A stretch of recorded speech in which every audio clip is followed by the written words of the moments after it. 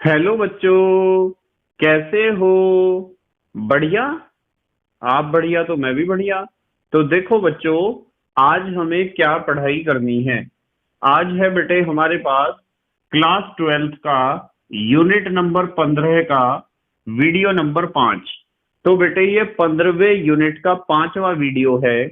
और इससे पहले 4 वीडियो आपको प्लेलिस्ट में भी मिल जाएंगे, नीचे बेटे डिस्क्रिप्शन में भी मिल जाएंगे, और कुछ समय बाद आई बटन में भी लिंक आ जाएगा, जहां आप यूनिट नंबर 15 को पूरा पढ़ सकते हो और अपने सुंदर से नोट्स बना सकते हो, जो एग्जाम में आपकी बहुत ज्यादा हेल्प करेंगे।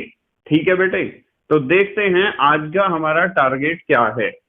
आज का हमारा टारगेट है बेटे, हम पढ़ेंगे आज यूनिट नंबर 15 के एनसीईआरटी के उदाहरण, पाठ्य निहित प्रश्न और अभ्यास प्रश्न। तो आज हमें यूनिट नंबर 15 और एनसीईआरटी की बुक के एग्जाम्पल्स देखने हैं, पाठ्य निहित प्रश्न देखने हैं और अभ्यास प्रश्न भी देखने हैं।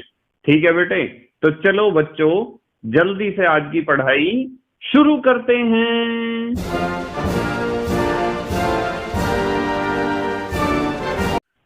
तो बेटे आज हमें करने हैं यूनिट नंबर 15 के एनसीईआरटी के उदाहरण और पाठ्य निहित प्रश्न, और इसी के साथ साथ आज हमें करने हैं यूनिट नंबर 15 के अभ्यास प्रश्न भी। ठीक है बेटा, तो बस हमें एक बात का विशेष रूप से ध्यान रखना है कि जिस क्वेश्चन को हम पहले ही डिस्कस कर चुके हैं या जिस टॉपिक को हम पहले ही डिस्कस कर चुके हैं चैप्टर को पढ़ने के दौरान, उस टॉपिक या उस क्वेश्चन को हम अब डिस्कस नहीं करेंगे, क्योंकि हमारे नोट्स में, हमारी वीडियोस में पहले से ही वे टॉपिक दिए जा चुके हैं और आपको समझाए भी जा चुके हैं। ठीक है बेटे, तो देखते हैं, सबसे पहले देखते हैं उदाहरण नंबर 5.1, यानी 5वें यूनिट का 5.1 क्या 15.1 होना चाहिए। 15वें यूनिट का पहला उदाहरण, 15वें यूनिट का पहला उदाहरण है। और इसमें दिया है एक बहुलक, और बहुलक है बेटे CH2 सिंगल बॉन्ड CH, और CH के बाद दिया है C6H5 को ब्रैकेट में दिया है, और इस पूरे बहुलक को बंद किया है ब्रैकेट में, और ऐसे बंद करके लिख दिया है होल एन। तो ये एक बहुलक है, और इन्होंने पूछा है कि यह एक समबहुलक है या सह बहुलक। एक समबहुलक है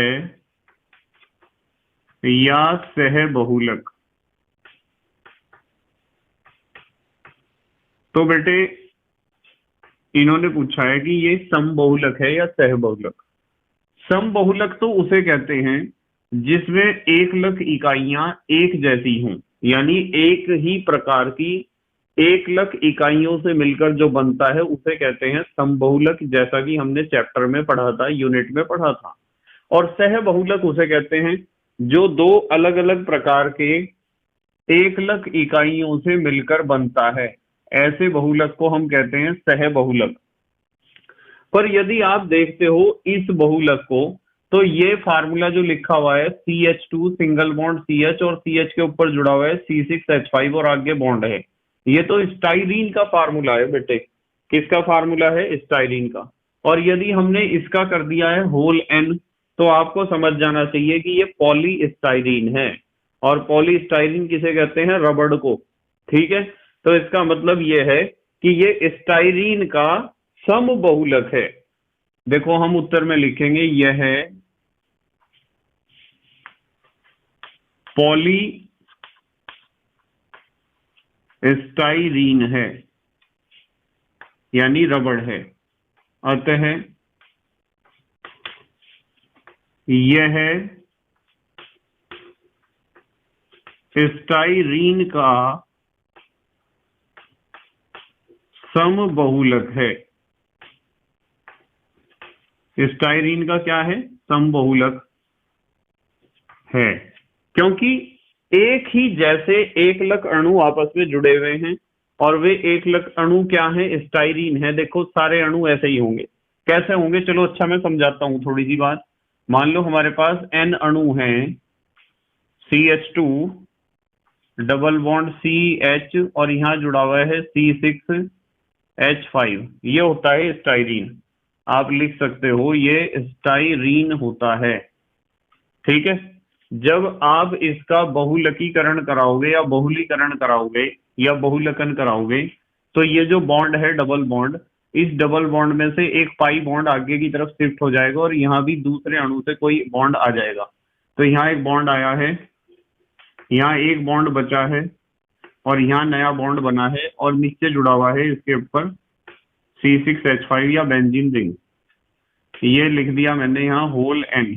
तो ये क्या है बेटे? ये पॉलीस्टाइरीन है। पॉली मीन्स मैनी, चैप्टर में हमने पढ़ाई था। ये पॉलीस्टाइरीन है। तो पॉलीस्टाइरीन एक सम बहुलक है, क्योंकि उसके सारे एकलक एक जैसे होते हैं। एक जैसी एकलक इकाइयों से बनता है, जिन्हें आप कहते हो स्टाइरीन। ठीक है बेटे। अब आते हैं हम, उदाहरण तो इन्होंने एक ही दिया है। अब पाठ्य निहित प्रश्न संख्या 1 पर आते हैं। पाठ्य निहित का पहला क्वेश्चन। पहला क्वेश्चन इन्होंने दिया है, बहुलक क्या होते हैं? बहुलक क्या होते हैं? बताओ, ये मैंने आपको पढ़ा रखा है या नहीं? ये तो हमने चैप्टर के पहले वीडियो में ही बता दिया था आपको। बहुलक क्या होते हैं, तो इसे तो कर लोगे आप, नोट्स में तो आपके लिखा हुआ ही है। ठीक है। तो ये जो क्लास 12 और यूनिट नंबर 15 का वीडियो नंबर 1 मैंने आपको पढ़ाया था, उसमें मैंने आपको बताया था बहुलक क्या होते हैं। ठीक है। या फिर आप इसे ऐसे भी सर्च कर सकते हो, यूट्यूब पर सर्च कर लो या गूगल पर सर्च कर लो, बहुलक बाय KMD सहारनपुर। ऐसे भी आप सर्च कर सकते हो, तब भी आपको मिल जाएगा। अब यदि मैं यहाँ भी दोबारा फिर बहुलक को डिस्कस करूंगा तो बेटे टाइम बहुत ज्यादा हो जाएगा और हमारी वीडियो बहुत लंबी हो जाएगी। ये चीज तो हमने पढ़ ही ली थी। जो क्वेश्चन हमने कर लिए थे उन्हें अब रिपीट हम नहीं करेंगे। देखते हैं पाठ्य नीति का दूसरा क्वेश्चन। पाठ्य नीति का दूसरा क्वेश्चन है, संरचना के आधार पर बहुलकों का वर्गीकरण कैसे किया जाता है? संरचना के आधार पर, संरचना के आधार पर बहुलकों का वर्गीकरण, ये क्वेश्चन भी करा रखा है ना मैंने, संरचना के आधार पर वर्गीकरण कैसे किया जाता है? ये क्वेश्चन भी आपको पहले ही वीडियो में मिल जाएगा, पहले ही वीडियो में डिस्कस किया था। और चलो थोड़ा सा हिंट मैं दे देता हूं। यहाँ क्या डिस्कस किया था हमने बेटे? हमने डिस्कस किया था कि संरचना के आधार पर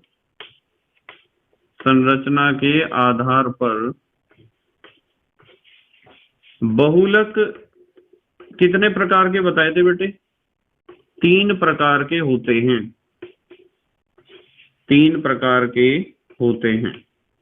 संरचना के आधार पर बहुलक बताए थे आपको कि 3 प्रकार के होते हैं। वैसे तो वहां आपने नोट्स में अपने लिख ही रखा होगा। इसमें सबसे पहला बताया था आपको रैखिक बहुलक,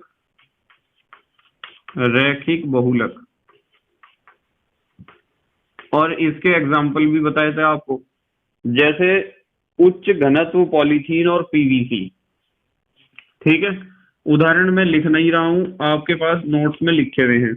उच्च घनत्व पॉलीथीन भी रैखिक बहुलक होता है और पॉलीविनाइल क्लोराइड भी रैखिक बहुलक होता है। ठीक है बेटे। फिर नंबर 2 पे बताए थे शाखित श्रृंखला बहुलक। जैसे शाखित श्रृंखला बहुलक का उदाहरण मैंने आपको सिखाया था निम्न घनत्व पॉलीथीन या एलडी पॉलीथीन, ठीक है बेटे। और फिर बताए थे आपको तिर्यक आबंधित, तिर्यक आबंधित, तिर्यक आबंधित, या इनका एक नाम और था जालक, जालक कह दो या जालक क्रम कह दो, बहुलक। ये 3 प्रकार के बहुलक हमने बताए थे जब हमने पढ़ा था कि संरचना के आधार पर बहुलकों का वर्गीकरण कैसे किया जाता है, ठीक है बेटे। अब आ जाओ आप पाठ्यनिहित के तीसरे क्वेश्चन पर। देखो आपको यूनिट नंबर 15 के पहले वीडियो में संरचना के आधार पर बहुलकों का वर्गीकरण पूरा पढ़ा दिया गया है। आप पहले वीडियो में जाकर देख सकते हो, वीडियो नंबर 1 में, ठीक है बेटे। चलो मैं नीचे लिख देता हूं, आपको कहाँ मिलेगा, यहां लगा देता हूं स्टार। आपको क्लास 12th के यूनिट नंबर 15 के वीडियो नंबर 1 में जाना पड़ेगा और आपको पूरा टॉपिक मिल जाएगा बहुत अच्छे तरीके से, ठीक है। वैसे तो ज्यादातर बच्चों ने नोट्स अपने बना ही लिए होंगे, ये टॉपिक पढ़ ही लिया होगा, ठीक है बेटे। पर इसे आप और भी तरीके से सर्च कर सकते हो। यदि आप सर्च करोगे बहुलक बाय KND सहारनपुर तो भी आपको ये टॉपिक मिल जाएगा। अब आते हैं हम पाठ्यनीति के तीसरे क्वेश्चन पर। पाठ्यनीति का तीसरा प्रश्न देखते हैं क्या है। इन्होंने कहा है निम्नलिखित बहुलकों को बनाने वाले एक लकों के नाम लिखिए। निम्नलिखित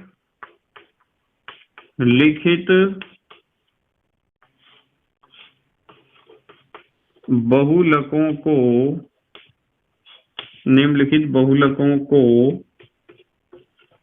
बनाने वाले किसके नाम लिखने हैं बेटे, एक लकों के नाम, एक लकों के नाम लिखिए। हमें बताना है कि जो बहुलक उन्होंने दे रखे हैं वे बहुलक कौन कौन से एक लक इकाइयों से मिलकर बने हैं। नंबर 1, चलो उत्तर लिख के ही लिखते हैं। तो नंबर 1 देखते हैं क्या है।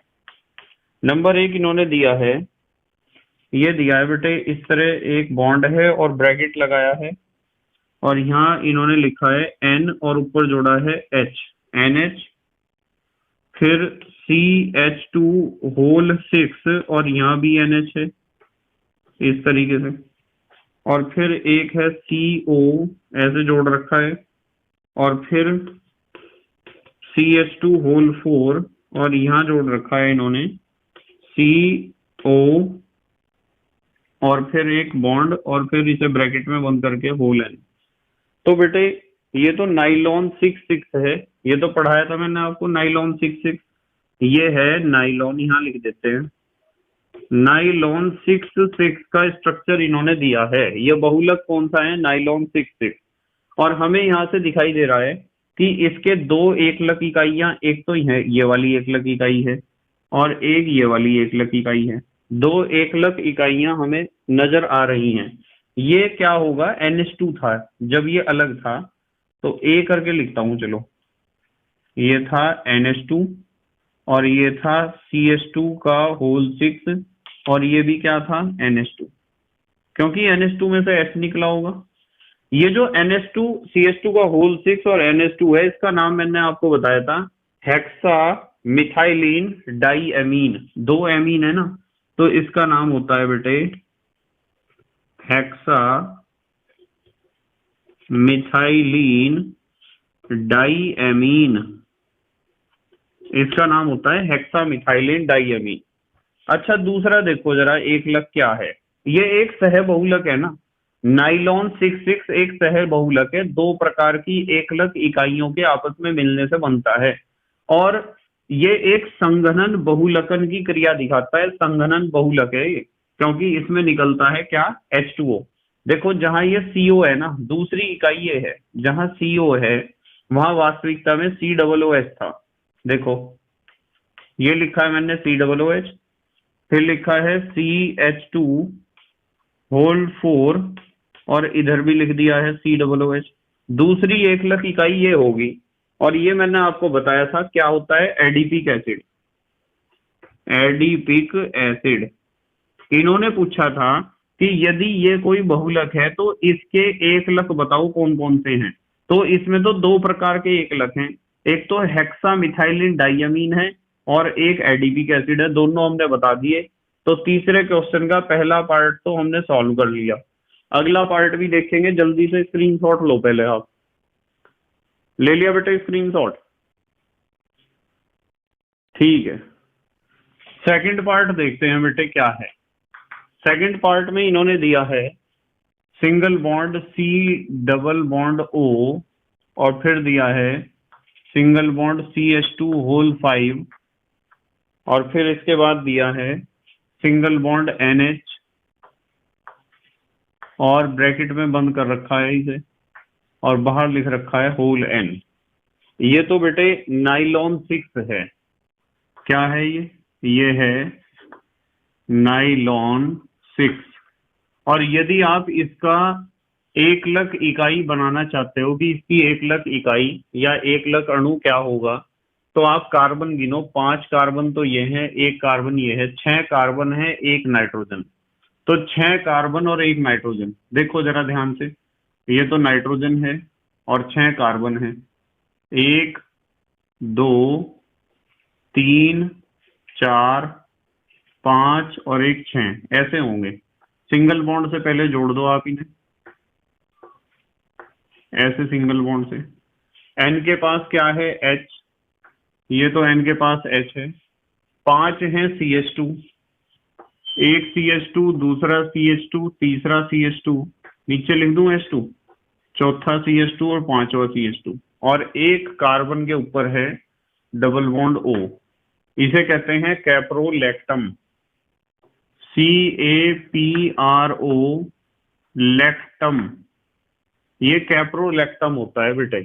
यानी नाइलॉन 6 का जो एकलक इकाई है वो होता है कैप्रोलैक्टम। ठीक है बेटे।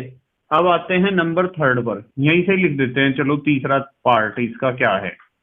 इसका तीसरा पार्ट इन्होंने दिया है सिंगल बॉन्ड CF2, फिर सिंगल बॉन्ड CF2, और ब्रैकेट में बंद कर रखा है, बाहर लिख रखा है होल N।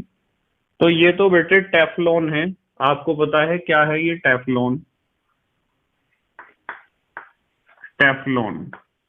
और टेफ्लॉन की यदि हम एकलक इकाई की बात करते हैं कि इसकी एकलक इकाई क्या होती है, तो इसकी एकलक इकाई क्या होगी बेटे? CF2 double bond CF2। यही तो होती है इसकी एकलक इकाई, जिसे हम कहते हैं टेट्राफ्लोरोइथीन, 4 फ्लोरीन वाले इथीन। तो ये होगा टेट्रा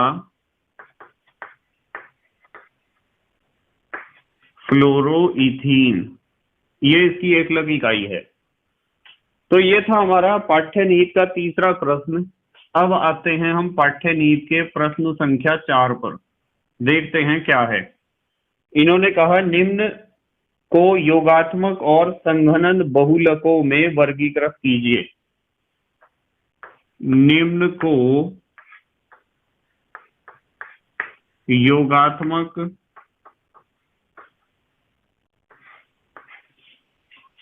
एवं संघनन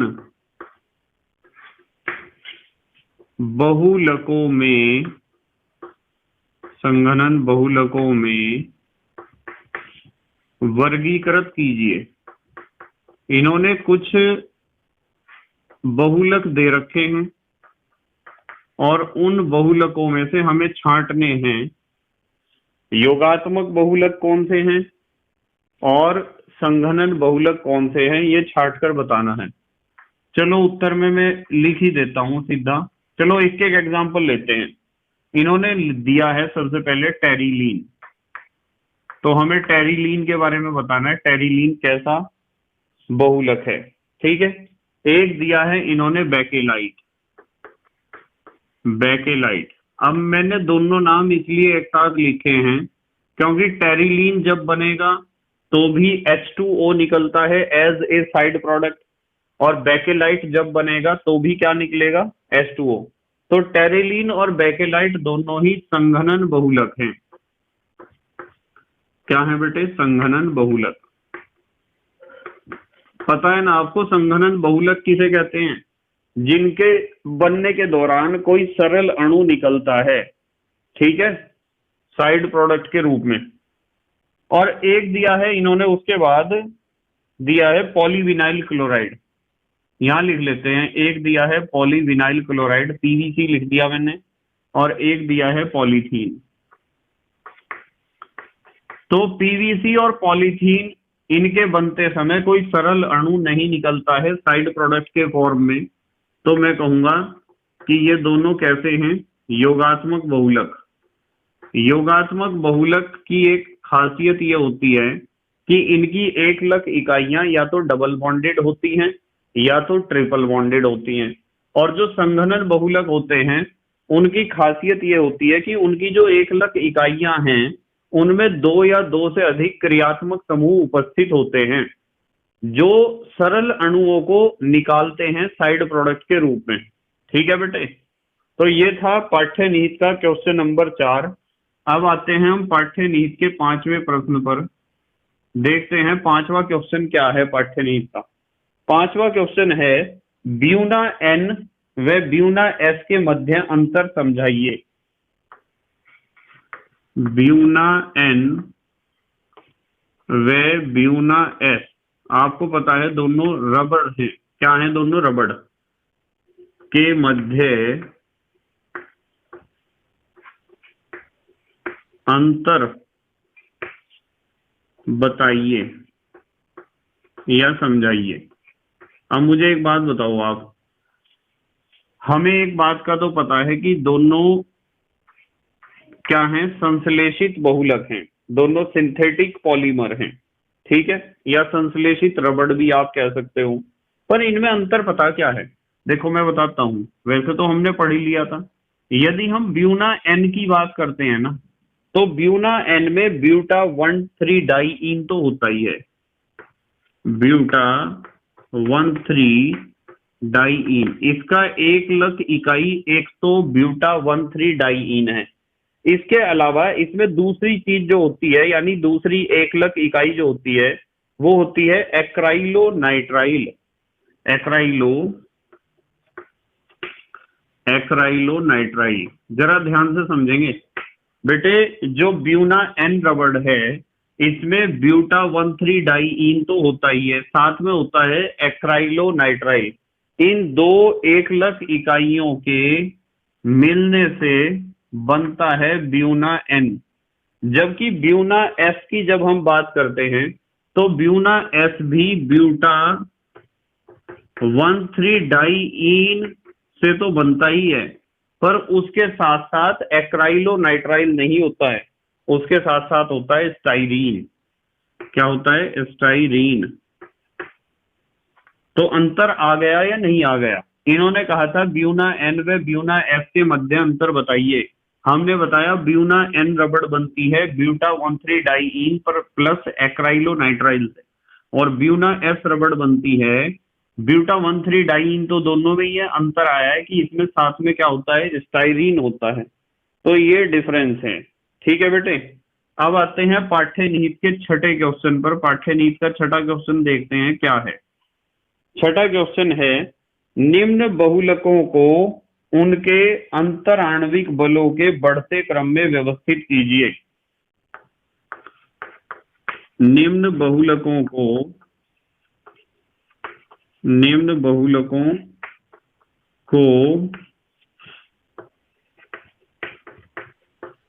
अंतराण्विक बलों के बढ़ते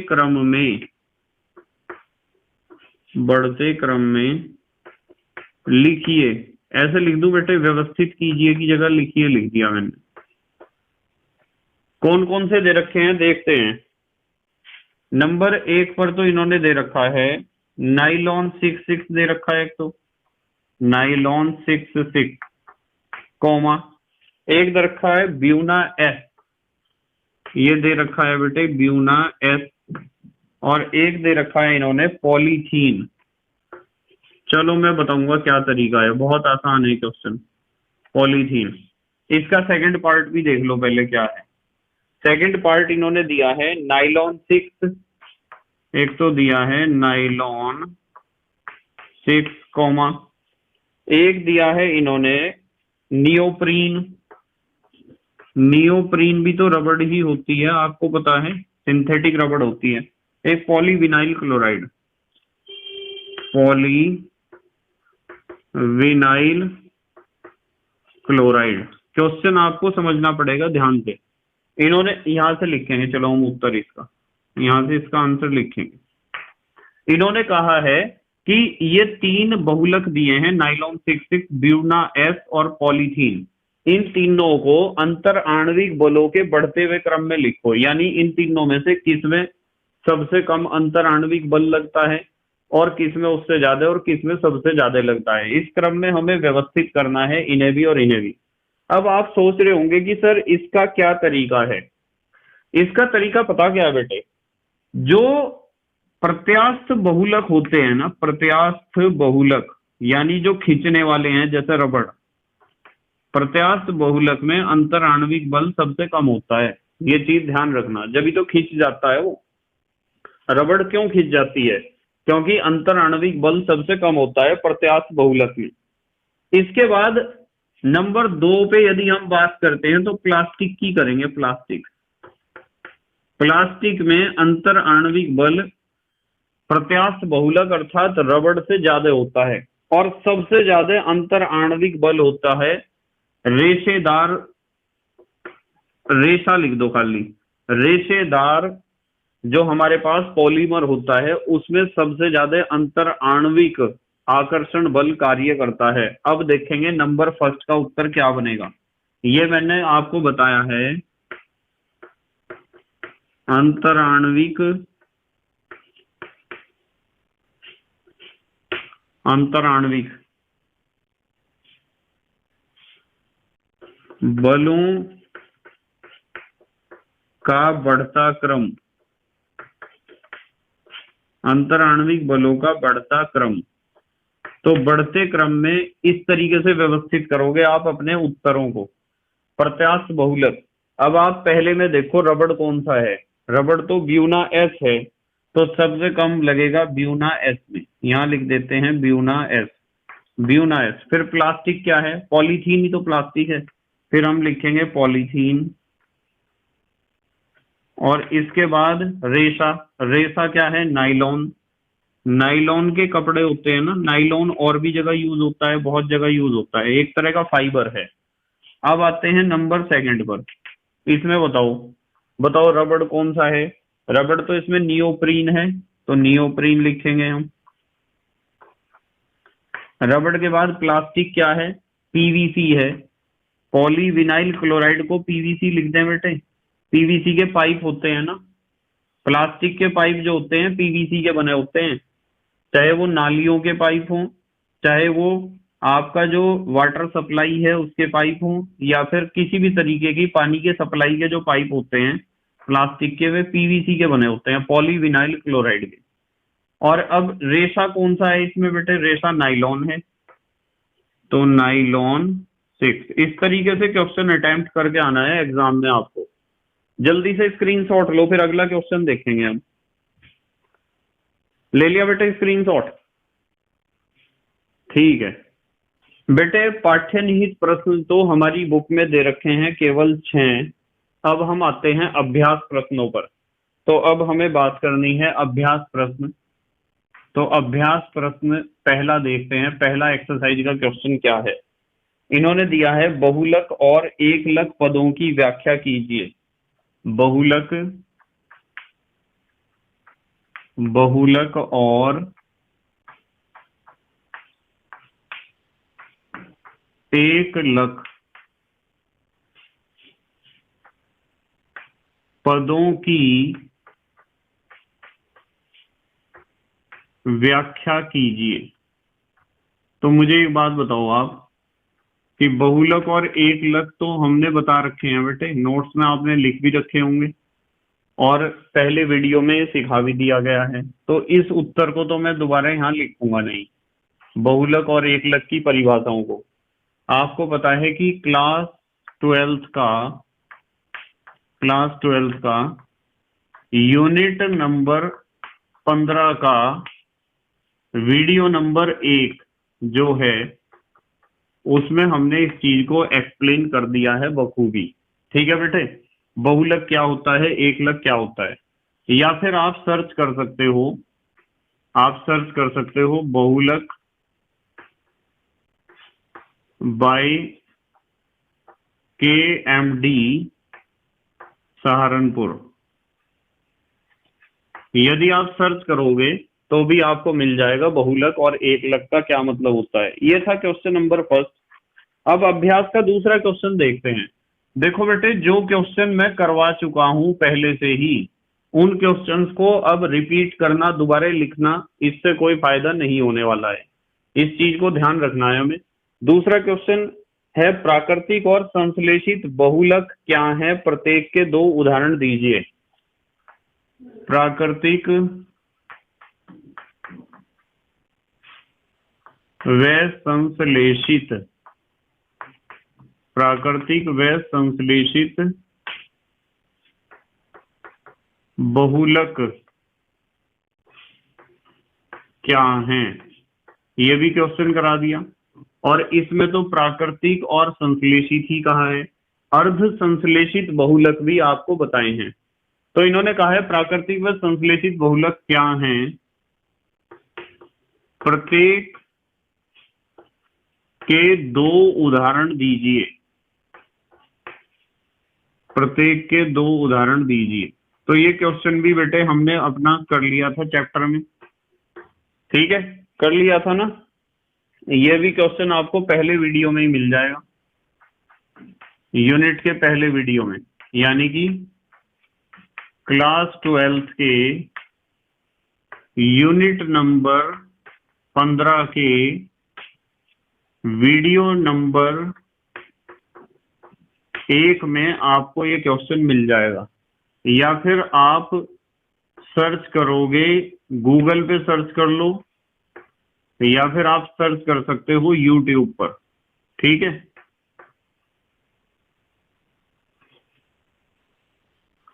अब आते हैं नेक्स्ट क्वेश्चन पर।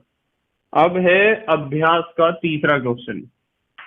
ये तो सारे क्वेश्चन हमने कर रखे हैं बेटे, इन्हें दोबारा थोड़ा ही करेंगे हम। तीसरा क्वेश्चन, सम बहुलक व सह बहुलक पदों में विभेद कर प्रत्येक का एक उदाहरण दीजिए। सम बहुलक व सह बहुलक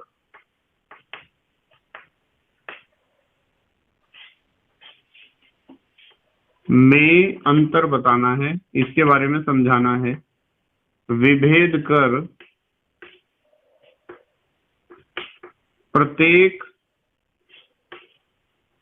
का एक उदाहरण दीजिए।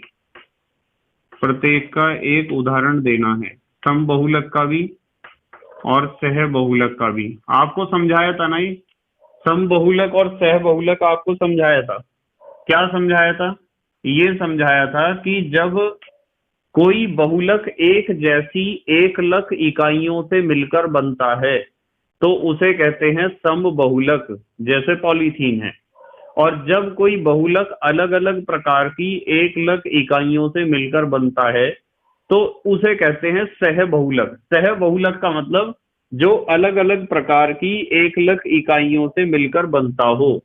ठीक है, ये आपको टॉपिक कहाँ मिलेगा? ये टॉपिक आपको मिलेगा क्लास 12 के यूनिट नंबर 15 के कौन से वीडियो में मिलेगा? दूसरे वीडियो में, वीडियो नंबर 2,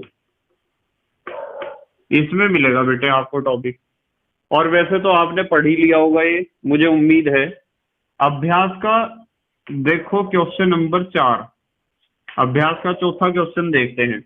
इन्होंने कहा है एक लक की प्रकार्यात्मकता को आप किस प्रकार समझाएंगे।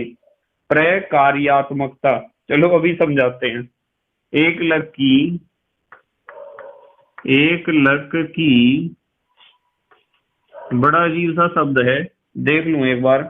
प्रकार्यात्मकता, प्रकार्यात्मकता, इसका मतलब पता क्या होता है? इसका मतलब होता है फंक्शनैलिटी। चलो मैं लिख देता हूं। इसका मतलब बेटे फंक्शनैलिटी होता है। मैं समझाऊंगा क्या है। को आप किस प्रकार समझाएंगे? को समझाइए। थोड़ा सा लैंग्वेज मैंने चेंज कर दिया, इसे समझाना है, ठीक है। चलो समझाते हैं इसे। उत्तर देखो, बहुत सिंपल सी बात है। प्रकार्यात्मकता कह दो या फंक्शनैलिटी कह दो, एक ही बात है। मान लो कोई आपके पास एक लक है, तो एक लक के ऊपर कितने बंधी स्थल हैं? ध्यान से सुनो। किसी एक लक इकाई के ऊपर उपस्थित बंधी स्थलों की संख्या या बॉन्डिंग साइट्स की संख्या को हम कहते हैं फंक्शनैलिटी, ठीक है। आपको देखना है कि कोई भी एक लक इकाई है, उस एक लक इकाई के ऊपर कितने बंधी स्थल उपस्थित हैं या कितने बॉन्डिंग साइट्स अवेलेबल हैं। तो उन नंबर ऑफ बंधी स्थल या नंबर ऑफ बॉन्डिंग साइट्स को हम कहते हैं प्रकार्यात्मकता या फंक्शनैलिटी। ज्यादा टेंशन लेने की जरूरत नहीं है, आपको सिर्फ समझना है कि आबंधी स्थितियों की संख्या। तो मैं लिख सकता हूं किसी एक लक अणु पर, अणु कह दो या इकाई कह दो,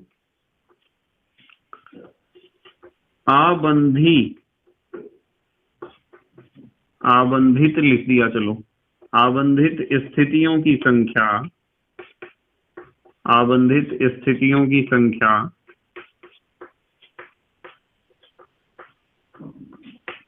को उसकी फंक्शनैलिटी कहते हैं, उसकी फंक्शनैलिटी। या चलो हिंदी में भी लिख दूं, प्रकार्यात्मकता कहते हैं, ठीक है बेटे। चलो एग्जाम्पल से समझेंगे कैसे। सिंपल सा एग्जाम्पल लिखते हैं, यहां लिखते हैं। चलो एग्जाम्पल, जैसे इथीन है, तो इथीन में तो बेटे एक ही डबल बॉन्ड है। आपको पता है इथीन जब आप लिखोगे CH2 डबल बॉन्ड CH2, वो जो एक डबल बॉन्ड है उसका पाई बॉन्ड ही तो मूव करेगा आगे की तरफ। तो इसका मतलब उसमें बॉन्ड बनाने के लिए सिर्फ एक क्रियात्मक समूह है, डबल बॉन्ड। तो हम लिखेंगे कि इथीन जो है उसकी फंक्शनैलिटी एक होगी। इसी तरीके से यदि आप प्रोपीन की बात करते हो, तो प्रोपीन में भी तो एक ही डबल बॉन्ड है, तो उसकी फंक्शनैलिटी भी कितनी होगी? 1 होगी। तो जिनका आपको फंक्शनैलिटी एक बताना है, उनकी खासियत ये होगी कि उनमें क्रियात्मक समूह एक होगा। जैसे यहाँ डबल बॉन्ड एक है, यहाँ डबल बॉन्ड एक है, यहाँ भी डबल बॉन्ड एक है। दूसरे और तीसरे कार्बन के बीच होता है स्टाइरीन में डबल बॉन्ड, आपने पढ़ा है। और एक्राइलो नाइट्राइल, इसे भी लिख लो। चलो, एक्राइलो नाइट्राइल, इन सब की प्रकार्यात्मकता एक होती है। कितनी होती है? एक। प्रकार्यात्मकता कह दो या फंक्शनैलिटी कह दो, एक ही बात है। कितनी होती है? एक। ऐसे ही लिख दूं बेटे, बस एक, ये लिख दिया, एक, 1। पर यदि आप इथाइलिन ग्लाइकोल की बात करते हो, इथाइलिन ग्लाइकोल, कितने OH होते हैं उसमें? 2 होते हैं ना, ठीक है। एडिपिक एसिड की बात करते हो, एडिपिक एसिड, कितने COOH होते हैं? 2 होते हैं COOH एडिपिक एसिड में, ठीक है। हेक्सा मिथाइलिन डाइअमीन, आ जाएगा नाम, हेक्सा मिथाइलिन डाइअमीन, कितने NH2 होते हैं? 2।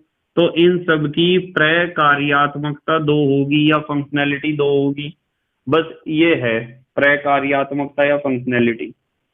ये अभ्यास का कौन सा क्वेश्चन था? फोर्थ था। इस क्वेश्चन को हमने वहां डिस्कस नहीं किया था, इसलिए मैंने आपको करा दिया यहाँ। अब अभ्यास के 5वें क्वेश्चन पे आ जाओ आप। बहुलीकरण पद को परिभाषित कीजिए। बहुलीकरण या बहुलकीकरण या बहुलकन एक ही बात है। पद को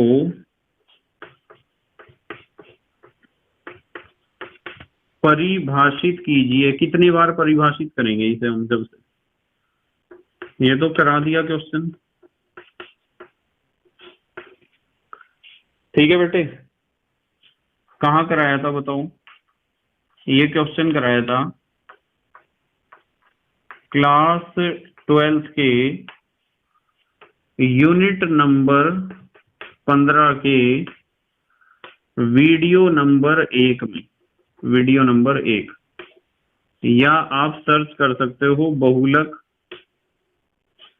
बाय KMD सहारनपुर। यही उत्तर लिखकर नहीं आना है एग्जाम में कभी। इसी उत्तर को आप छाप के आ जाओ। यदि इसी उत्तर को छाप दिया तो प्रॉब्लम हो जाएगी। फिर वो जो कॉपी चेक करता है ना एग्जामिनर, वो समझेगा कि ये तो कोई बड़ा साइंटिस्ट है, खतरनाक साइंटिस्ट है जिसने उत्तर लिखा है। तो इसलिए ध्यान रखना है इस चीज का। वैसे तो आप इंटेलिजेंट हो बहुत, मुझे पता है, पर फिर भी। अभ्यास का 5वां क्वेश्चन था ये। अब आते हैं अभ्यास के क्वेश्चन नंबर 6 पर। ये लिखता हूं मैं अभ्यास का 6ठा क्वेश्चन। देखते हैं क्या है। 6ठा क्वेश्चन है NHCHRCO। ये दे रखा है NHCHR और CO बॉन्ड, यहाँ होल N। ये बहुलक है, ठीक है। एक सम बहुलक है या सह बहुलक? एक सम बहुलक है या सह बहुलक, ये बताना है हमें। देखो, इसमें आपको एक ही एकलक इकाई नजर आ रही है, एक ही प्रकार की। यहाँ तो NH2 होगा और यहाँ होगा COOH और बीच में कार्बन है। तो उसी कार्बन के ऊपर तो COOH ग्रुप अटैच है, उसी कार्बन के ऊपर NH2 ग्रुप एमीन अटैच है। तो एमिनो एसिड नहीं है क्या बेटे? और जब एमिनो ग्रुप और कार्बोक्सिलिक एसिड ग्रुप दोनों ग्रुप एक ही कार्बन एटम पर अटैच होते हैं, तो ऐसे एमिनो एसिड को कहते हैं अल्फा एमिनो एसिड। क्या कहते हैं बेटे? Alpha amino acid. तो ये अल्फा एमिनो एसिड का एक सम बहुलक है, क्योंकि सारे अणु ही अल्फा एमिनो एसिड होंगे इसमें। तो मैं उत्तर में क्या लिखूंगा कि यह NH2 लिख दूं बेटे यहाँ, NH2 CHR COOH, या ब्रैकेट में लिख दूं अल्फा एमिनो एसिड का एक क्या है? सम बहुलक है। एक सम बहुलक है, क्योंकि इसमें जितनी भी एकलक इकाइयां हैं सब एक जैसी हैं। कौन है? अल्फा एमिनो एसिड है। आर का हमें यहाँ पता नहीं है कि आर की जगह मिथाइल है, इथाइल, प्रोपाइल, ब्यूटाइल क्या है, इसलिए इस अल्फा एमिनो एसिड का एग्जैक्ट नेम हम नहीं बता पा रहे हैं यहाँ पर कि ये कौन सा एमिनो एसिड है। बस हमें इस बात का पता है कि COOH ग्रुप यहाँ प्रधान क्रियात्मक समूह है, इसके जस्ट बराबर वाला कार्बन होता है अल्फा कार्बन। और यदि NH2 ग्रुप अल्फा कार्बन के ऊपर अटैच होता है तो ऐसे एमिनो एसिड को हम कहते हैं अल्फा एमिनो एसिड। ये चीज हमने पढ़ी थी।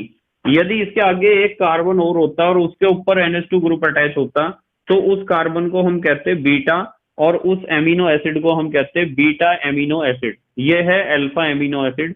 इसलिए इसमें जितने भी एकलक इकाइयां हैं सब अल्फा एमिनो एसिड होंगे। तो हमने इसे कहा है अल्फा एमिनो एसिड का एक सम बहुलक। जल्दी से स्क्रीनशॉट लो, फिर अगली बात करेंगे हम। ले लिया बेटे स्क्रीनशॉट? ठीक है। अभ्यास का 7वां क्वेश्चन देखते हैं क्या है। अभ्यास का 7वां क्वेश्चन। 7वां क्वेश्चन क्या है देखते हैं बेटे। 7वें क्वेश्चन में दिया है आणविक बलों के आधार पर बहुलक किन संवर्गों में वर्गीकृत किए जाते हैं? आणविक बलों के आधार पर, आणविक बलों के आधार पर बहुलक किन संवर्गों में वर्गीकृत किए जाते हैं। ये क्वेश्चन तो मैंने आपको करा रखा है, पहले ही वीडियो में करा रखा है बेटे, ठीक है। तो पहले ही वीडियो में जब करा रखा है, पता है ना आपको कितने प्रकार के होते हैं। आणविक बलों के आधार पर यदि हम बहुलकों की बात करें तो 4 प्रकार के होते हैं। इसमें नंबर 1 तो आपको बताया था प्रत्यास्थ बहुलक, ठीक है। क्या बताया था? प्रत्यास्थ बहुलक। और नंबर 2 आपको बताया था रेशेदार बहुलक, रेशेदार बहुलक। और बताओ नंबर 3 क्या बताया था? नंबर 3 बताया था ताप सुनम्य या ताप सुघट्य। ताप सुनम्य या आप कह सकते हो सुघट्य बहुलक, ठीक है। और नंबर 4 पे क्या बताया था? ताप दृढ़ बहुलक। ये बताए थे बेटे 4 प्रकार के। और यदि आप इन्हें डिटेल में पढ़ना चाहते हो तो आपको वीडियो नंबर 1 में मिल जाएगा इनका डिटेल, जो आपको वीडियो नंबर 1 पढ़ाया था, यूनिट नंबर 15 का। अब आ जाओ आप अभ्यास के क्वेश्चन नंबर 8 पर। अभ्यास का 8वां क्वेश्चन, संकलन तथा संघनन बहुलकीकरण के मध्य आप किस प्रकार विभेद करेंगे? संकलन तथा संघनन, संकलन कहते हैं योगात्मक को, संकलन व संघनन।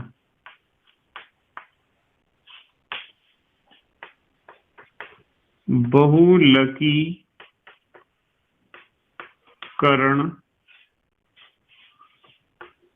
के बीच,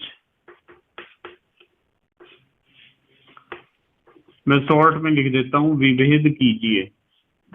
आप किस प्रकार विभेद करेंगे को मैंने लिख दिया, विभेद कीजिए, ठीक है भाई। संकलन का मतलब होता है योगात्मक, और संघनन का मतलब होता है, संघनन तो संघनन है ही, ठीक है। संकलन का मतलब योगात्मक होता है। तो ये पूछ रहे हैं हमारे से संकलन या योगात्मक बहुलकीकरण। चलो लिख लेते हैं इसे, तो वैसे तो मैंने समझा रखा है। संकलन या योगात्मक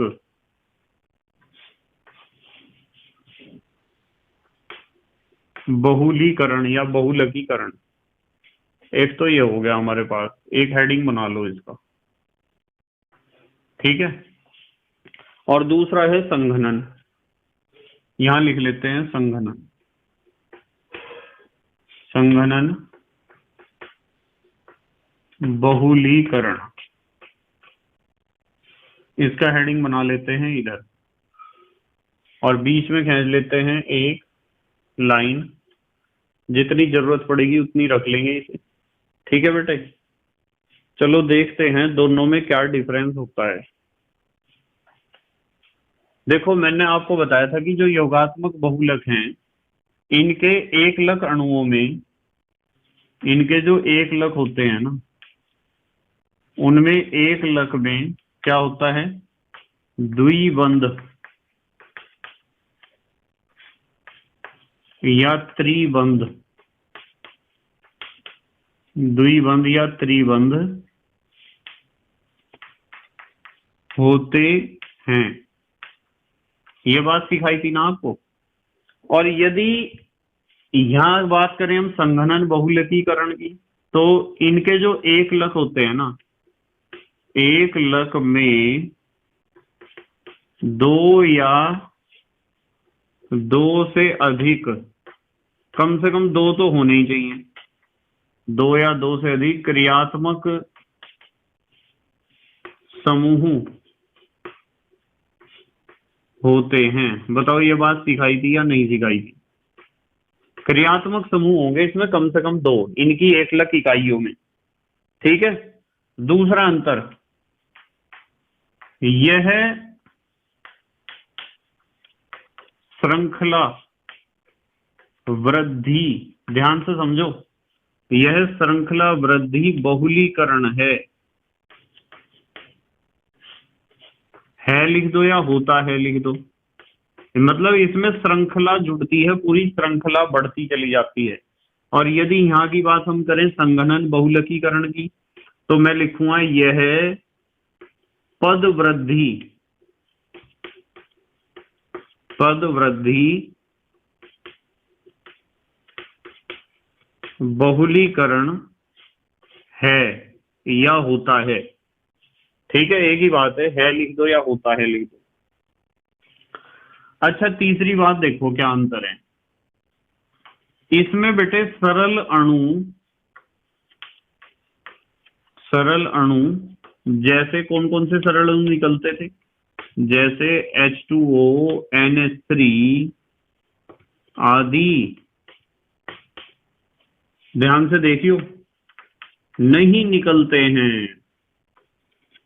इसमें तो नहीं निकलते बेटे साइड प्रोडक्ट के फॉर्म में।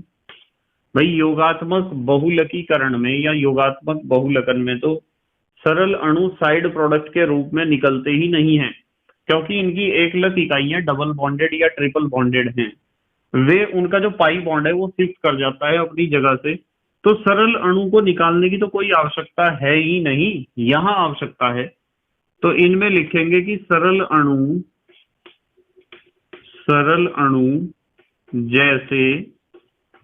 जैसे H2O, NH3 आदि, कहीं कहीं अल्कोहल भी निकल जाता है, आदि निकलते हैं। इनमें निकलते हैं बेटे सरल अणु सह उत्पाद के रूप में, साइड प्रोडक्ट के रूप में। अच्छा, एग्जाम्पल लिख देना इसके बाद। ये तो बहुत विभेद हो गया, बहुत अंतर हो गया। एक तो आप एग्जाम्पल लिख देना पॉलीथीन का, और एक लिख लेना आप, वैसे तो बहुत सारे हैं, पॉलीस्टाइरीन का लिख देना। वैसे पॉलीविनाइल क्लोराइड भी लिख सकते हो, और उसके एग्जाम्पल में एक टेरिलीन, एक नाइलॉन लिख देना। यहां लिख देंगे हम टेरिलीन और नाइलॉन। 6 लिख दो, ज्यादा इंपॉर्टेंट। तो ये हो गया हमारा, कौन सा क्वेश्चन हुआ बेटे? ये क्वेश्चन हुआ हमारा 8वां, अभ्यास का 8वां क्वेश्चन। अगला देखते हैं कौन सा क्वेश्चन है। अभ्यास का 9वां क्वेश्चन देखते हैं। यहाँ लिखते हैं अभ्यास का क्वेश्चन नंबर 9। 9वां क्वेश्चन है सह बहुलीकरण पद की व्याख्या कीजिए तथा 2 उदाहरण दीजिए। सह बहुलीकरण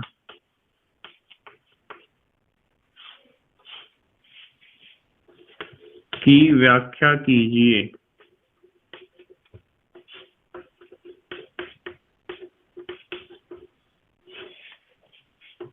तथा 2 उदाहरण भी दीजिए। बताओ क्वेश्चन करा दिया क्या मैंने? करा दिया ना बेटे? ये क्वेश्चन करा दिया आपको। यहाँ लिखते हैं इसका उत्तर। कहाँ कराया था क्वेश्चन? ये क्वेश्चन कराया था आपको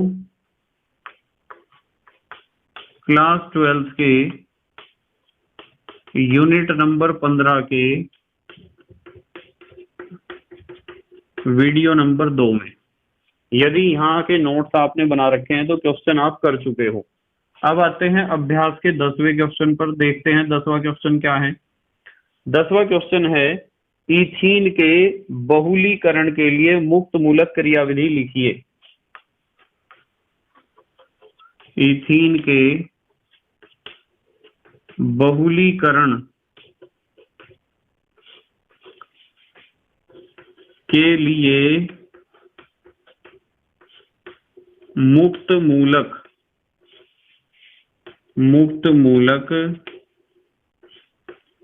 क्रियाविधि लिखिए। यही क्रियाविधि मैंने आपको लिखवा रखी है और यही हमारे कोर्स में है। ठीक है बेटे, इसे समझा रखा है बहुत अच्छे तरीके से। कहाँ समझाया था? आपको समझाया था, देखो मैं बताता हूँ कहाँ समझाया था। इसे समझाया था वीडियो नंबर 2 में, क्लास 12th का यूनिट नंबर 15 का वीडियो नंबर 2 जो है उसमें मैंने इस चीज को एक्सप्लेन किया था। ठीक है बेटे।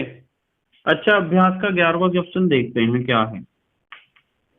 अभ्यास का 11वां, इन्होंने कहा है ताप सुघट्य और ताप दृढ़ बहुलकों को प्रत्येक के 2 उदाहरणों के साथ परिभाषित कीजिए। ताप सुघट्य या सुनम्य कुछ भी कह सकते हो, वह ताप दृढ़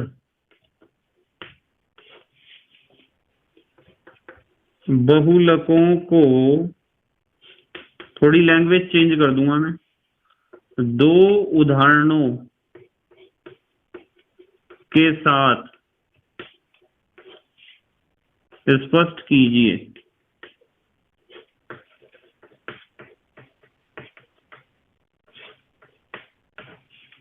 तो 2 उदाहरण भी देने हैं और 11वां क्वेश्चन है ना ये तो क्वेश्चन हमने पहले से ही कर रखा है बेटे। कहाँ करा है? क्लास 12th के यूनिट नंबर 15 के वीडियो नंबर 1 में। वीडियो नंबर 1 में हमने इसे डिस्कस किया था और इन दोनों में अंतर भी बताया था। ठीक है बेटे, स्क्रीनशॉट लो। अच्छा जल्दी से फिर अगली क्वेश्चन देखते हैं क्या क्या दे रखे हैं एक्सरसाइज में। ले लिया बेटे स्क्रीनशॉट? ठीक है। अभ्यास का 12वां क्वेश्चन देखते हैं क्या है बेटे। 12वां क्वेश्चन दिया है, निम्न बहुलकों को प्राप्त करने के लिए प्रयुक्त एकलक लिखिए। निम्न बहुलकों को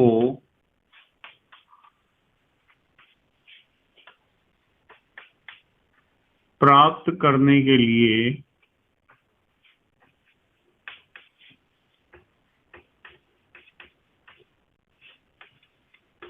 प्रयुक्त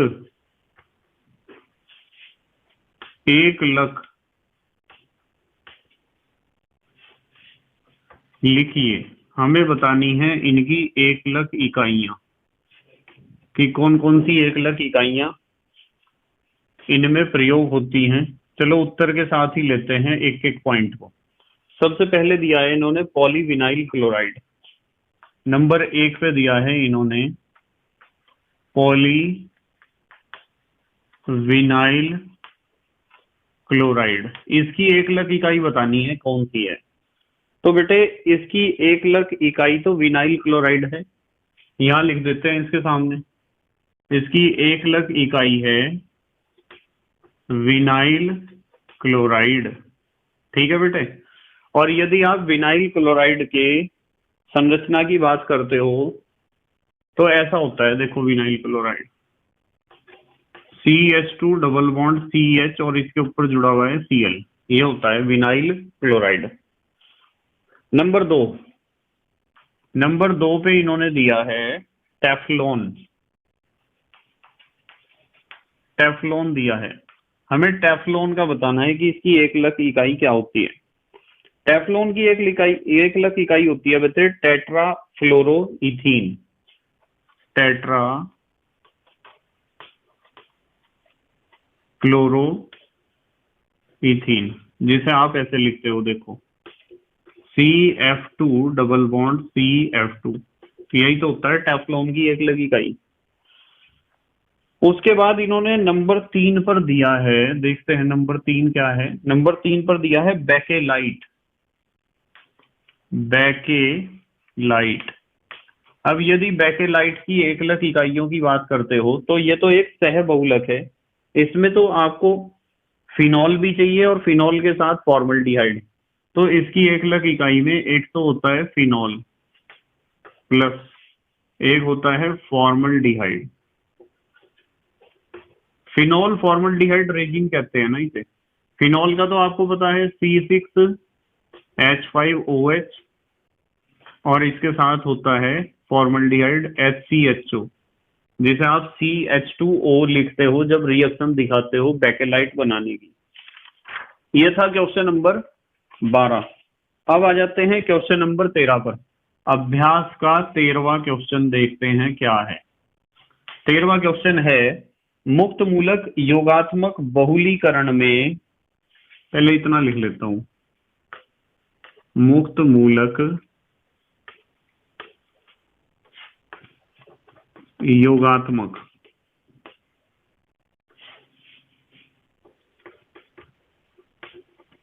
बहुलीकरण में, मुक्त मूलक योगात्मक बहुलीकरण में प्रयुक्त एक सामान्य प्रारंभक, प्रयुक्त एक सामान्य प्रारंभक, ठीक है मैं समझ गया, परऑक्साइड होगा वो जो स्टार्ट करेगा रिएक्शन को। प्रारंभक का नाम तथा संरचना लिखिए। प्रारंभक का नाम तथा संरचना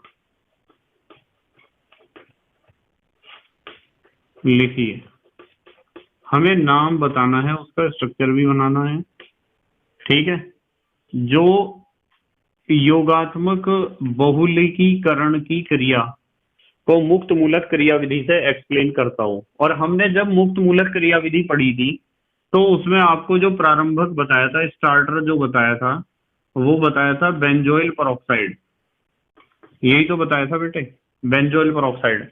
तो आपको ध्यान रखना है कि मुक्त मूलक योगात्मक बहुलीकरण की जो अभिक्रिया है उसकी क्रिया विधि हमने मुक्त मूलक से जो पढ़ी थी, योगात्मक अभिक्रिया की, तो उसमें हमने स्टार्टर कौन सा लिया था, बेंजोइल परऑक्साइड, जो हमें मुक्त मूलक प्रदान करता है। बेंजोइल परऑक्साइड का स्ट्रक्चर भी बताया था कि यहाँ C6H5 C double bond O, और यहाँ भी इसी तरह मैं बना दूंगा इसे C6H5। आप C6H5 की जगह 2 C6H5 है, इनके जगह बेंजीन रिंग भी बना सकते हो।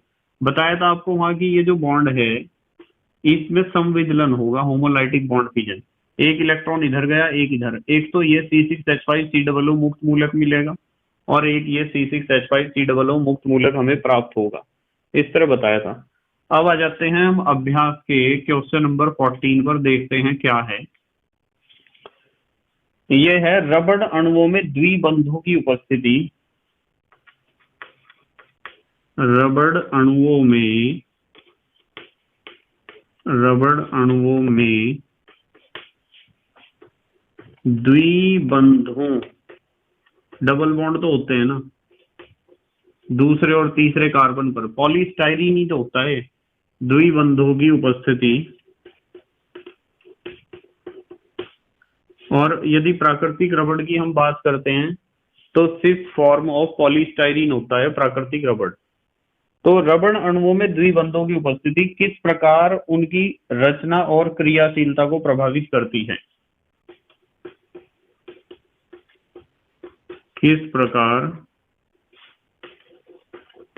उनकी रचना, उनकी माने किनकी, रबड़ की, उनकी रचना व क्रियाशीलता, रचना व क्रियाशीलता को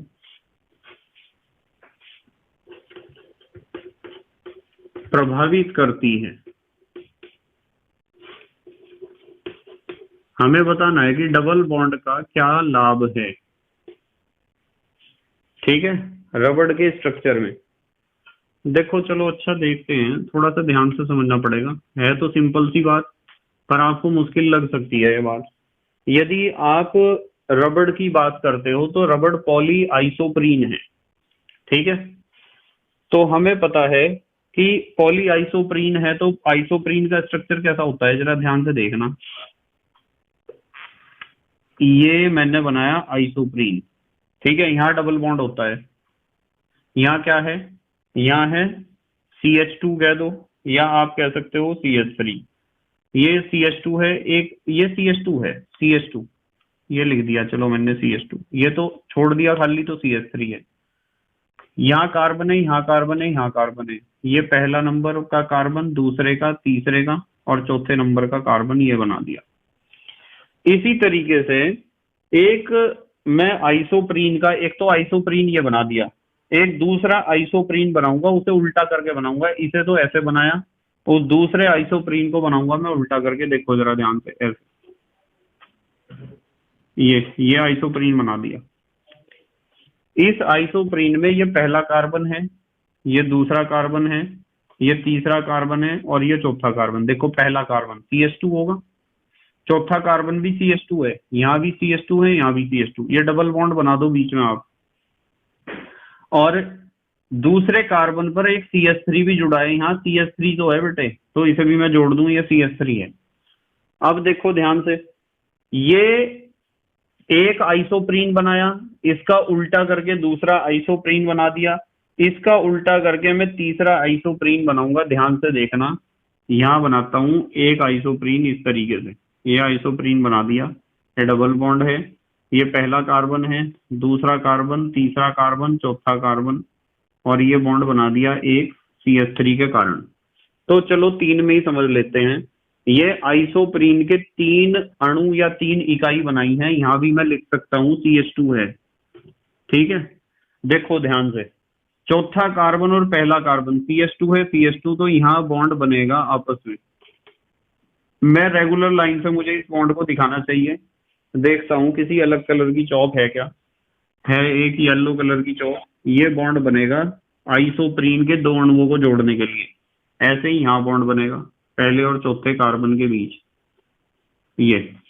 और यहाँ भी तो बेटे कोई ना कोई बॉन्ड इस तरीके से बन रहा होगा, यहाँ भी बॉन्ड बन रहा होगा और यहाँ भी कोई ना कोई बॉन्ड इस तरीके से बन रहा होगा, ठीक है, आप समझ रहे ना। तो यहाँ हमें सीखने को क्या मिला है, सीखने को यह मिला है कि रबड़ एक रेखीय सिस पॉलीआइसोप्रीन है। देखो यहां से लिखते हैं, फिर समझ में आएगा। रबड़ एक सिस यानी समकक्ष, देखो दोनों CH2 एक तरफ हैं, इसके भी दोनों CH2 एक तरफ हैं, इसके भी दोनों CH2 एक तरफ हैं, यहाँ CH2 ही तो है, जब भी तो इसने बॉन्ड बनाया है चौथे कार्बन के CH2 के साथ। तो रबड़ एक सिस पॉलीआइसोप्रीन है, पॉली मीन्स मैनी, आइसोप्रीन तो हमने बनाई, यहाँ 3 आइसोप्रीन बना दिए, होता है या होती है, चलो मर्जी आपकी। तो रबड़ एक सिस पॉली आइसोप्रीन होती है, सिस का मतलब समकक्ष रूपी, पॉली माने बहुत सारे, आइसोप्रीन माने आइसोप्रीन जुड़े होते हैं, ठीक है बेटे। और एक बात ध्यान रखनी है कि हर एक आइसोप्रीन के दूसरे और तीसरे कार्बन के बीच डबल बॉन्ड होता है, प्रत्येक आइसोप्रीन के दूसरे व तीसरे कार्बन C2 व C3 लिखा मैंने, के बीच क्या होता है, डबल बॉन्ड होता है, द्विबंध, डबल बॉन्ड लिख दो या द्विबंध लिख दो, एक ही बात है, डबल बॉन्ड होता है। ये डबल बॉन्ड जो होता है वो दूसरे और तीसरे कार्बन के बीच होता है, और ये डबल बॉन्ड ही तो सिस कंडीशन को फॉलो कर रहा है। ये डबल बॉन्ड जो है वो सिस फॉर्म श्रृंखलाओं को समीप नहीं आने देता है, जो डबल बॉन्ड का सिस फॉर्म है वो श्रृंखलाओं को नजदीक नहीं आने देता, एक दूसरे में बहुत ज्यादा नजदीक नहीं आने देता है। तो हम लिख सकते हैं कि डबल बॉन्ड का यह समकक्ष रूप या सिस फॉर्म श्रृंखलाओं को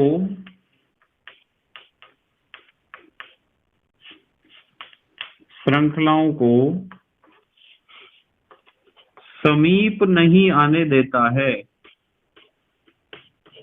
देखो मैं एक बात बताता हूं आपको भाई, अंतरा आणविक आकर्षण बल तो लगता ही है, तो ये जो श्रृंखलाएं हैं ये श्रृंखलाएं समीप आने का प्रयास करती हैं, मतलब इस तरीके से, इस तरीके से, ये क्यों नहीं आ सकती समीप? क्योंकि यहाँ ऊपर बॉन्ड है, यहाँ नीचे है, यहाँ ऊपर है। इनकी व्यवस्था कुछ ऐसी बनी हुई है कि ये समीप नहीं आ सकते। यदि ये सारे बॉन्ड एक तरफ होते तो शायद घूम के ये समीप आ जाते।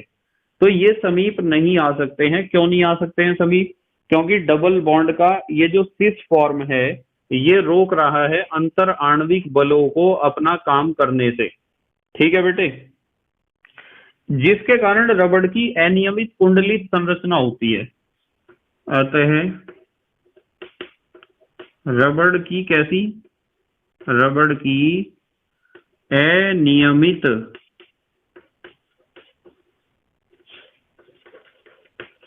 कुंडलित अनियमित कुंडलित संरचना होती है।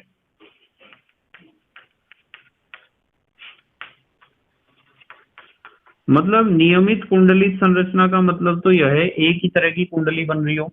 अब यहाँ इसमें ऊपर है, ये नीचे है, फिर ऊपर है, फिर नीचे है, इस तरह की इस तरह का नजदीक आना श्रृंखलाओं का अनियमित रूप से जितना आना चाहिए उतना तो आ नहीं सकती है। तो इसे कहते हैं अनियमित कुंडलित संरचना। ठीक है, तो इसलिए क्या फायदा होगा? इसलिए रबड़ को स्प्रिंग की तरह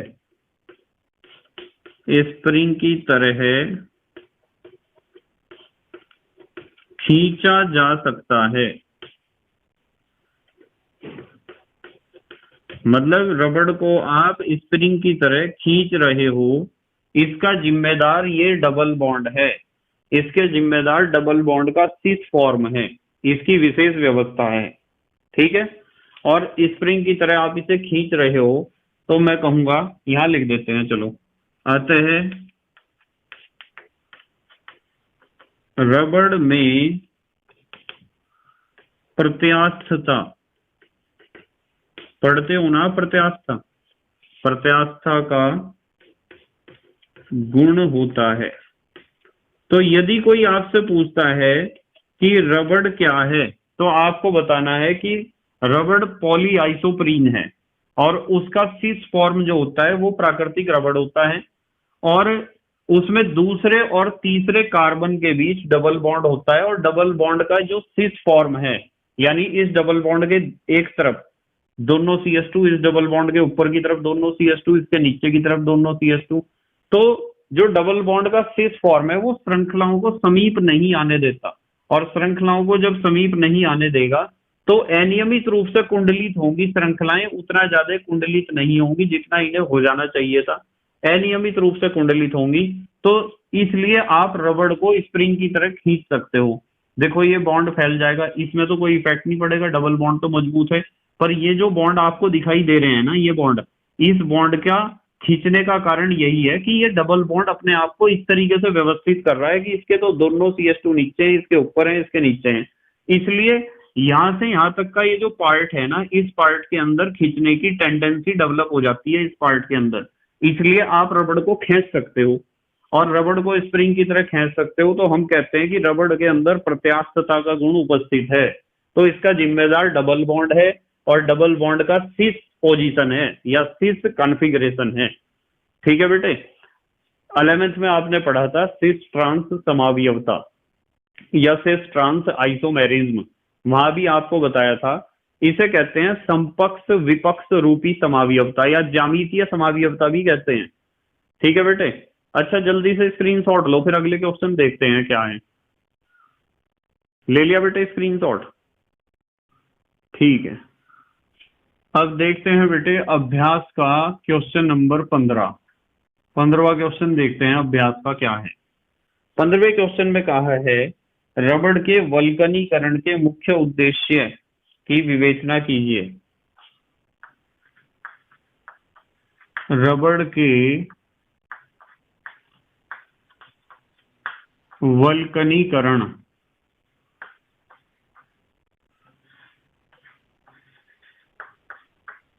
के मुख्य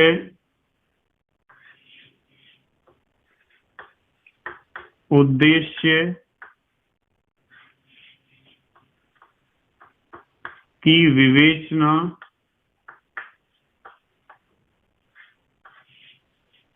कीजिए। ये क्वेश्चन मैंने आपको करा दिया था और कल ही कराया था, ठीक है।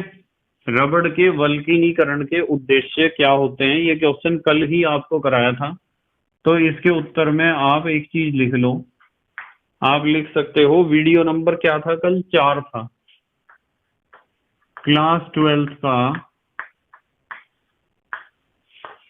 यूनिट नंबर 15 का वीडियो नंबर 4, ठीक है। या फिर आप इसे सर्च कर सकते हो, ये टॉपिक आपको मिलेगा रबड़ बाय KMD सहारनपुर, यहां भी मिल जाएगा, ठीक है बेटे। ये था हमारा क्वेश्चन नंबर 15। अब आते हैं अभ्यास के 16वें क्वेश्चन पर। अभ्यास का 16वां क्वेश्चन, अभ्यास का जो 16वां क्वेश्चन है वो है नाइलॉन 6 और नाइलॉन 6 में पुनरावृत्त एकलक इकाइयां क्या हैं। नाइलॉन 6 व नाइलॉन 6 में पुनरावृत्त, क्या दिया है शब्द, पुनरावृत्त, पुनरावृत्त एकलक इकाइयां क्या हैं। ये तो अभी हमने क्वेश्चन सॉल्व किया है बेटे, अभी आज ही। नाइलॉन 6 के भी एकलक बताए थे और नाइलॉन 6 के भी बताए थे। कौन सा क्वेश्चन था ये अभी था पाठ्य नीति का तीसरा क्वेश्चन, पाठ्य निहित, पाठ्य नीति का तीसरा क्वेश्चन सेम था बिल्कुल, ठीक है बेटे। चलो आते हैं अभ्यास के कौन से क्वेश्चन पे, 17वें। अभ्यास के 17वें क्वेश्चन पे आते हैं, क्या है।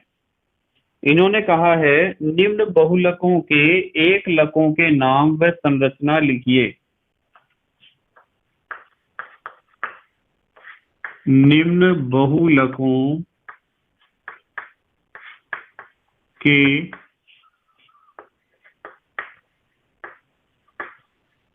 एकलकों के नाम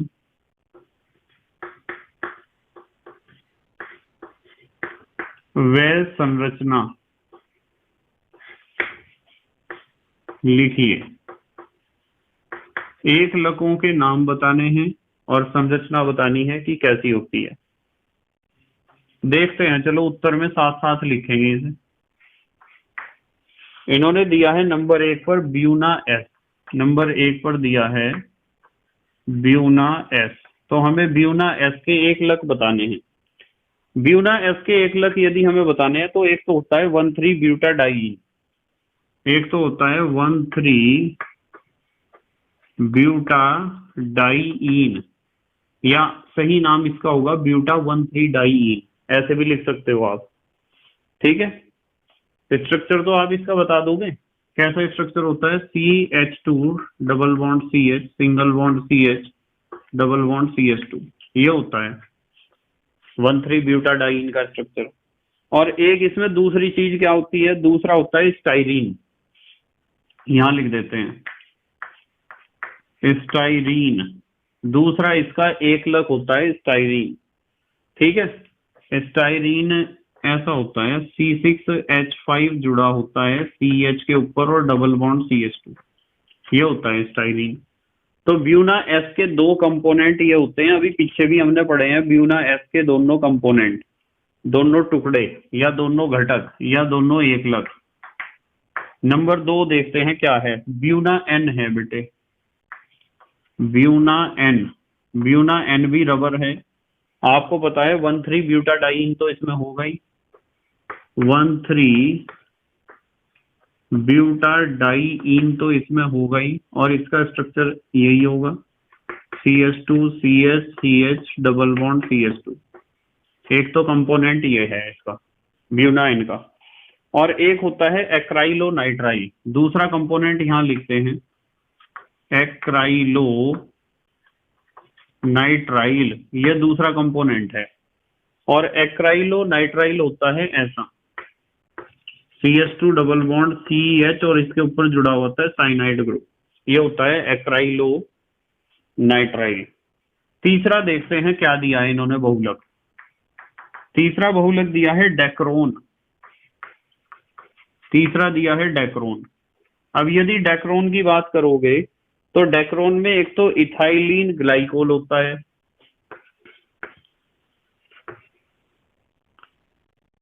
इथाइलिन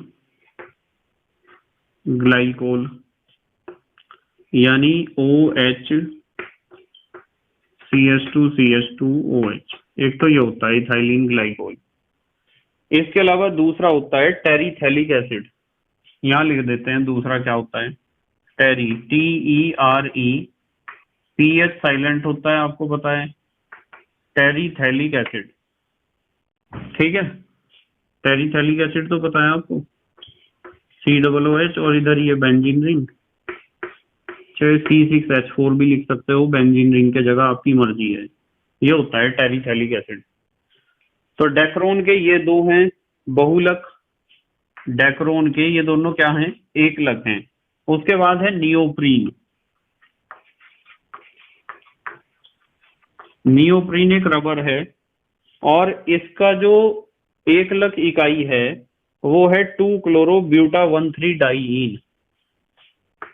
2-क्लोरो-ब्यूटा-1,3 डाइईन, 2-क्लोरो-ब्यूटा-1,3 डाइईन ऐसा होता है। देखो CH2CCl और CH डबल बॉन्ड CH2, ठीक है, नंबरिंग इधर से होती है 1 2 3 4। देखो 2 पे क्लोरो है और ब्यूटा 4 कार्बन है, 1 और 3 पर डबल बॉन्ड है, डाइईन, ईन माने डबल बॉन्ड। ठीक है बेटे, चलो अच्छा अभ्यास का 18वां क्वेश्चन देखते हैं क्या है। 17वां तो हो गया हमारा कंप्लीट, 18वां देखते हैं।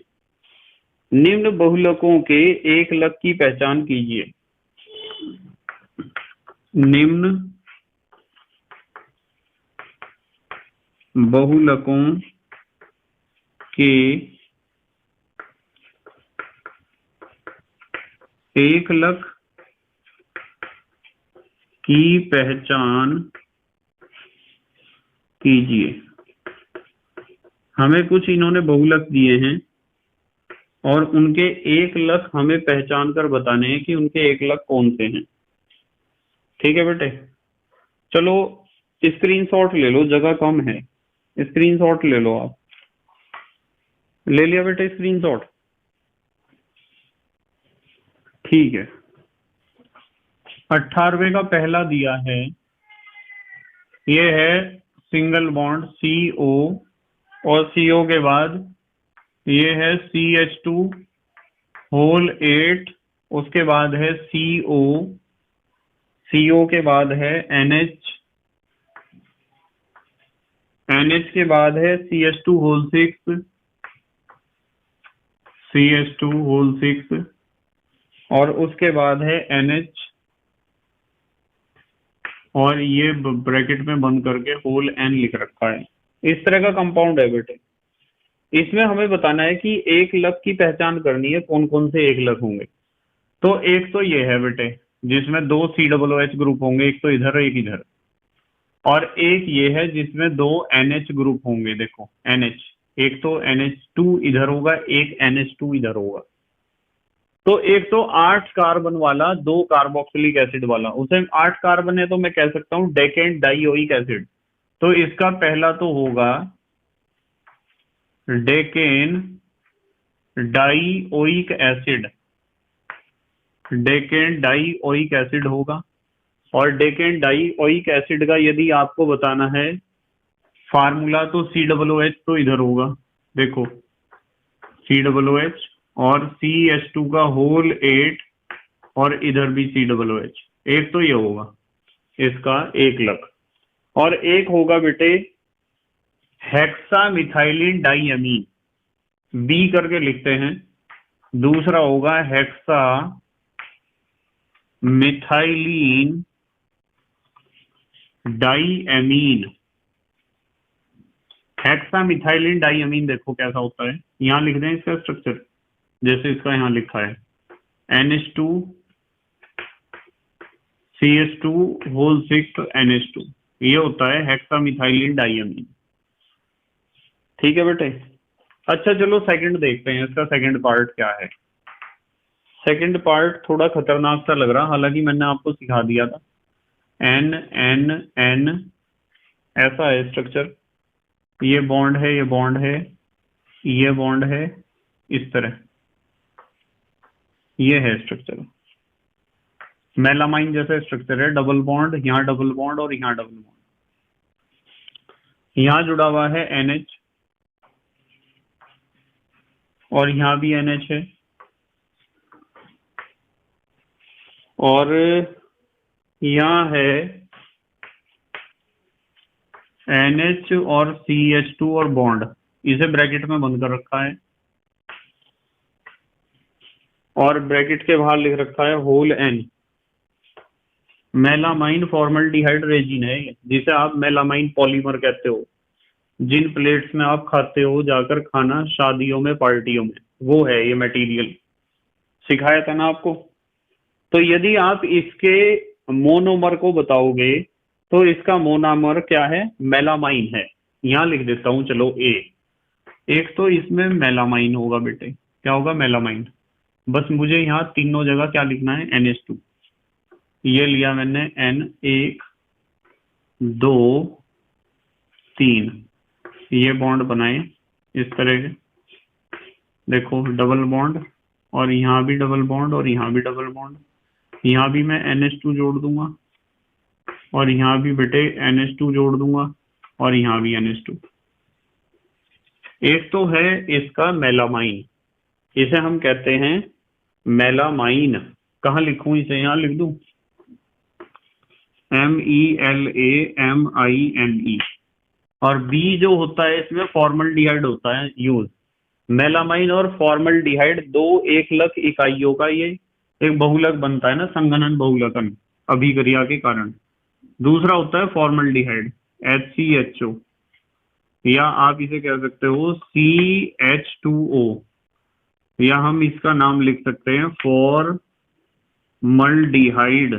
क्या नाम होता है, फॉर्मल्डिहाइड। तो दूसरा इसका एकलक इकाई है फॉर्मल्डिहाइड। ठीक है बेटे। अब आते हैं हम अभ्यास के 19वें क्वेश्चन पर। यहां लिखते हैं अभ्यास का 19वां क्वेश्चन क्या है। इथाइलिन ग्लाइकोल व टेरिथैलिक एसिड से डेक्रोन किस प्रकार प्राप्त किया जाता है। इथाइलिन ग्लाइकोल व टेरिथैलिक एसिड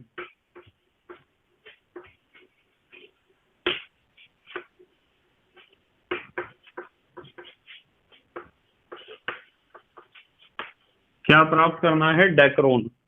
डेक्रोन किस प्रकार प्राप्त किया जाता है।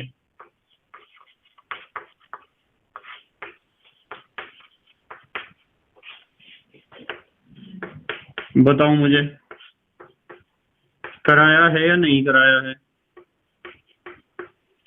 जो पढ़ने वाले बच्चे हैं वे तो कहेंगे कि सर आपने ये क्वेश्चन करा दिया है और रिएक्शन भी कई बार करा दी है इस क्वेश्चन की, तो इसलिए आपको याद होगा वीडियो नंबर 3 में कराया था ये क्वेश्चन,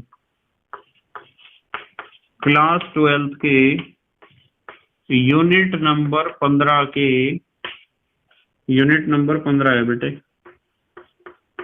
वीडियो नंबर 3, इसमें आपको ये क्वेश्चन मिल जाएगा। ठीक है, जिसमें महत्वपूर्ण बहुलक आपको बताए थे। अब आते हैं अभ्यास के 20वें क्वेश्चन पर। 20वां क्वेश्चन है जैव निम्नीय बहुलक क्या है, उदाहरण दीजिए। जैव निम्नीय बहुलक क्या है जो जीवाणुओं द्वारा टूट जाते हैं सरल अणुओं में, उन्हें ही तो कहते हैं। पढ़ाया था ना बेटे, ये भी क्वेश्चन आपको करा रखा है, ठीक है। तो कौन से वीडियो में कराया था? ये कल वाले वीडियो में, जो कल मैं पढ़ा रहा था आपको। तो ये है बेटे, आपको मिलेगा क्लास 12th के यूनिट नंबर 15 के वीडियो नंबर 4 में ये क्वेश्चन आपको मिल जाएगा। इसे मैंने वहां एक्सप्लेन कर रखा है। अब हमारे देश के प्यारे प्यारे बच्चे जल्दी से स्क्रीनशॉट लेंगे। ले लिया बेटे स्क्रीनशॉट? ठीक है। तो बेटे मुझे उम्मीद है कि आपके समझ में आए होंगे हमारे यूनिट नंबर 15 के उदाहरण, पाठ्यनिहित प्रश्न और एनसीईआरटी के एक्सरसाइज के क्वेश्चन अर्थात अभ्यास प्रश्न। जितने भी क्वेश्चन पूरे यूनिट में दे रखे हैं, चाहे वे उदाहरण है, चाहे पाठ्यनिहित है, चाहे अभ्यास प्रश्न है, उन सभी प्रश्नों को हमने यहाँ आज के वीडियो में डिस्कस किया है। और इसी प्रकार हमारा यूनिट नंबर 15 कंप्लीट हो चुका है और कल से हम स्टार्ट करेंगे यूनिट नंबर 16। ठीक है बेटे, तो thank you very much for watching this video. Okay, bye.